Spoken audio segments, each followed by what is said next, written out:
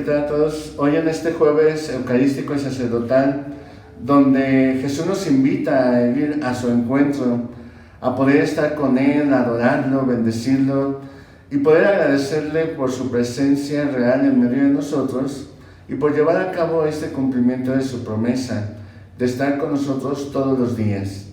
Quisiera continuar profundizando en esta iconografía de animales que hemos llevado desde ya hace unos días a lo largo de estas cápsulas de formación. Hoy continuamos con la letra D, el delfín. Sabemos que el delfín pues es un mamífero, pero en la antigüedad pues no hacen esa distinción, sino sencillamente lo ven como un animal marino. Este animal marino es el que más es representado de todos los que existen en la iconografía cristiana. ¿Y qué simboliza? Simboliza o se refiere a la resurrección y a la salvación. Sabemos que en la época en que se pintaba o se hacían estas esculturas, pues no se sabía bien o no se conocía bien toda la clase de animales marinos que existen, por lo cual al que era más visto, que es el delfín, lo ponían precisamente en todas las imágenes. De hecho, como no sabían cómo era una ballena, en algunos lugares representan a un delfín gigante en la historia de Jonás, porque era el pez que más miraban, o el animal marino que más miraban en el mar. Otra de las cosas del por qué representan la resurrección, pues ya lo habíamos dicho, que así como Jonás estuvo 3 días en el vientre de la ballena, pues igual también Cristo en el vientre de la tierra, pues surge resucitado después de 3 días. Otro de los ejemplos también, recordemos que durante la época de los primeros siglos del cristianismo, una de las cosas que tenían los cristianos para representar en su arte o también en las esculturas era utilizar símbolos y medios por los cuales todos pudieran entender que son cristianos, excepto aquellos que los perseguían, porque sabemos que durante los primeros siglos hubo muchas persecuciones que casi acabaron con todos los cristianos que había en ese momento. Y por eso utilizaban símbolos para poder representar a lo que ellos querían manifestar acerca de su fe. Por eso el delfín aparece constantemente en las catacumbas o en las tumbas que ellos tenían, y siempre va unido a una ancla o a una barca. ¿Por qué? Porque, si ustedes saben, no podían poner una cruz, porque si ponían una cruz, pues muy fácil los podían descubrir que eran cristianos. Por lo cual, si dibujamos una barca y ponemos el mástil, pues todos los demás miraban una barca, pero para los cristianos simbolizaba la cruz de Cristo. Y por eso, al poner un delfín unido a la barca o unido a un ancla, estaba representando al alma que se une a la vida nueva, a la vida resucitada, y es salvada por Cristo. Por eso también el delfín representa el alma salvada por Cristo, que participa de su resurrección. Otra de las cosas que también a veces representa cuando va, digamos, entrelazado o unido al mástil de la barca o en el ancla, constantemente hace referencia a la salvación, es decir, a Cristo crucificado. Por eso el delfín, aparte de simbolizar el alma cristiana, también simbolizaba a Cristo crucificado, que se entregaba para la salvación de los hombres. Otra de las cosas que también representa el delfín dentro de la iconografía cristiana, sabemos que es uno de los peces o animales marinos más rápidos, y también se llega a decir que son de los más inteligentes, y por eso se hablaba de el alma guiada por el Espíritu Santo. Y por eso, al representar un delfín, querían hacer referencia a aquellas almas que eran guiadas por el Espíritu, que eran ágiles, que eran creativas y que eran rápidas en la acción de la voluntad de Dios. Por eso el delfín en resumen, representa a Cristo crucificado, que se entregó para la salvación de todos, a Cristo resucitado, que precisamente es de estar 3 días en el vientre de este animal maligno y después salir como Jonás en la resurrección, de ahí el por qué es Cristo resucitado, y finalmente este delfín anclado o unido al ancla o a la barca, el alma cristiana. El dragón o serpiente. ¿Por qué unimos estos dos animales? Porque en el libro del Apocalipsis, en el capítulo 12, del 7 al 9, aparece el dragón y dice lo siguiente: apareció también otra señal en el cielo, un dragón, la antigua serpiente, llamada Diablo o Satanás, ¿no? Entonces, sabemos que en el Antiguo Testamento es representado el mal como una serpiente, pero en el Apocalipsis aparece como un dragón. De ahí el que los dos constantemente tienen el símbolo o representan también al diablo, ya que constantemente lo ponen como el opositor a Dios.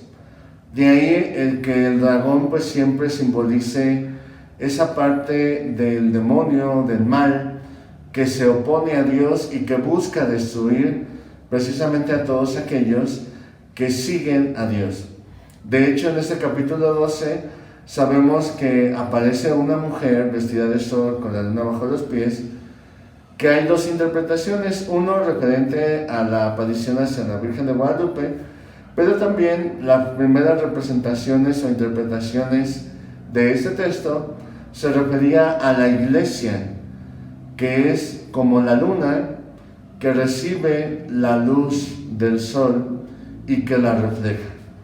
Es decir, la iglesia recibe la gracia de Dios y la entrega a través de los sacramentos y de la palabra de Dios.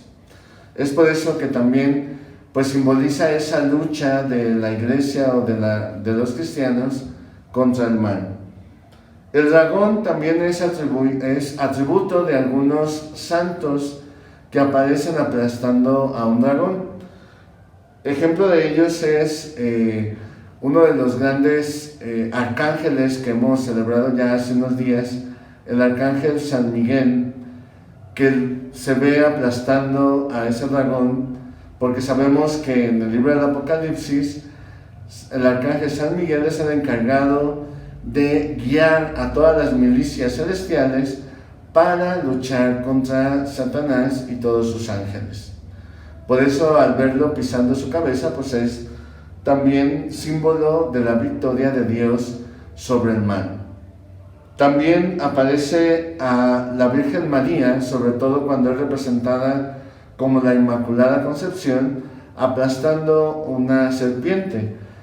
Porque recordemos lo que dice el libro de Génesis, cuando Dios le dice a la mujer que pondrá enemistad entre ella y la serpiente, entre su descendencia y la suya.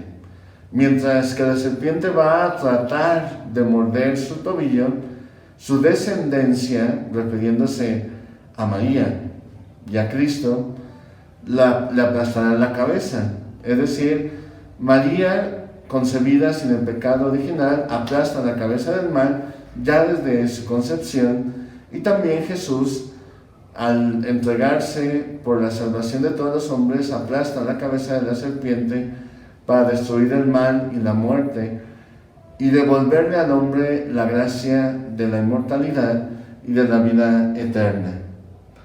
También aparece con San Jorge, uno de estos grandes santos, luchando con un dragón, que precisamente es el símbolo del mal, y que cuando hablamos de este santo San Jorge, pues le pedimos que interceda por nosotros para que nos libre de todas sus acechanzas.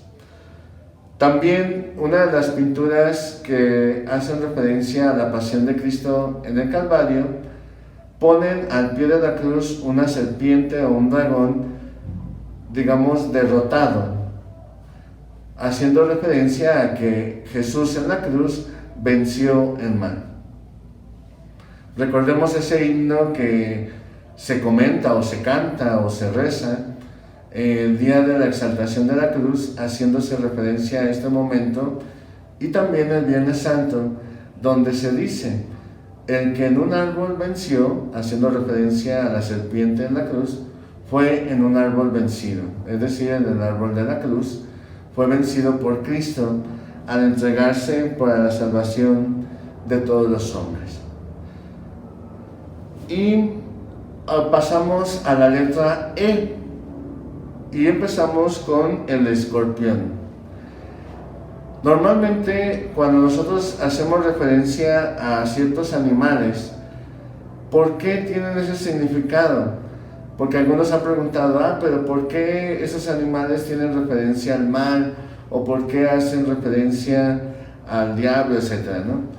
Pues precisamente por la misma naturaleza de ese animal y su forma de actuar, nos ayuda a entender el por qué es representado a través de esos animales el mal. Haciendo referencia al escorpión. El escorpión tiene tenazas y tiene aguijón, y su naturaleza es picar, ¿no? Es dañar. Y precisamente el diablo, esa es su naturaleza: dañar, destruir. Y por eso normalmente cuando vemos a un alacrán o escorpión, pues hacemos referencia al mal.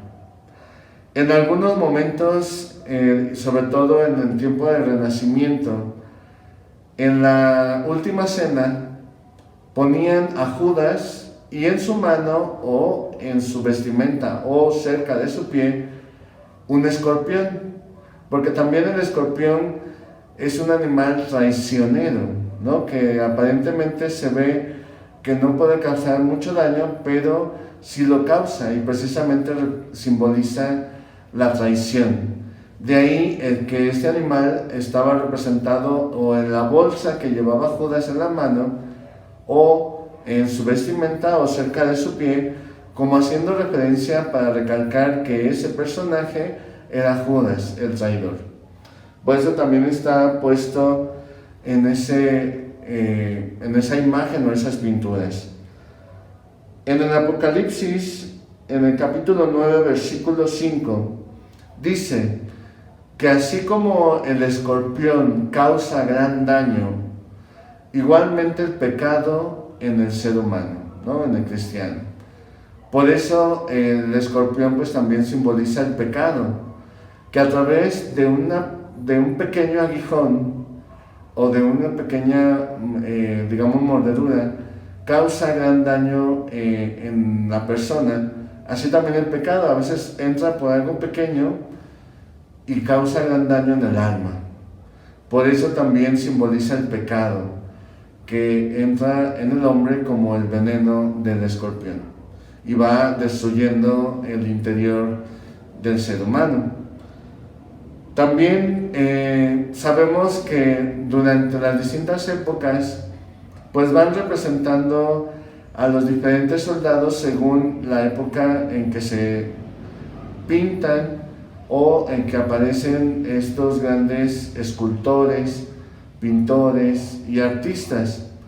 Por eso durante un tiempo también a los soldados que llevaron a Cristo durante la pasión y que lo crucificaron, pintaban en los escudos un escorpión, como haciendo precisamente referencia a que ese Cristo o este Jesús que está siendo llevado la cruz, ¿no? Está siendo llevado al suplicio y a la entrega por la salvación, es el que es llevado por el pecado de los hombres.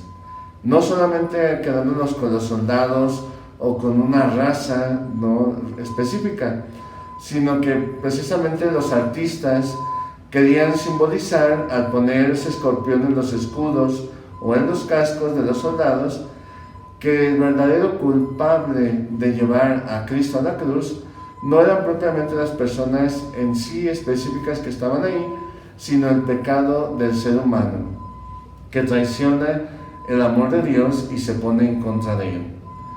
Por eso, al descubrir cada uno de estos símbolos, entendamos precisamente el por qué representan esto. De acuerdo a la naturaleza del animal o su comportamiento, pues es comparado también con los seres espirituales para que nosotros sepamos cómo ellos actúan en nuestra vida y el por qué los primeros cristianos lo utilizaban en sus pinturas y esculturas.